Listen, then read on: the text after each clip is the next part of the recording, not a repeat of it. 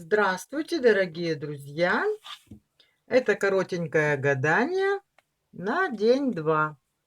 Хочу сказать, что представитель МИД России Мария Захарова предупредила, что YouTube все-таки в России закрывается, призвала переносить все свои каналы на российские платформы, поэтому я ссылочки на Рутуб и Яндекс.Дзен оставлю внизу под видео.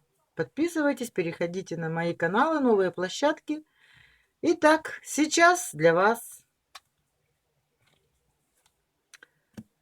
новости, известия, документы. Через час. Или женщина очень властная, строгая, может быть, недобрая, или вы будете злиться, возможно, из-за этого известия. Вечерочком. Хорошая карта, очень такая родная, да, может быть, вы будете в кругу близких, или это любовные какие-то отношения, интерес, может быть, это от любимого мужчины или от любимой женщины, что-то приятное. Вечерочком на всю ночку бубновый король.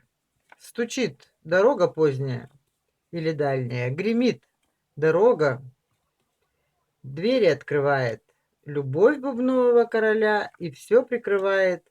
Или казенный дом, или что-то неприятности какие-то, может быть, будете ударяться, что-то может быть неприятное. Ну, если так посмотреть полностью, да, то получается, что, возможно, будет или неприятное известие, или известие от этой женщины. Э, Очень хорошая карта, такая, ну, очень родная, родственная какая-то. Король со своей любовью, если вы дама.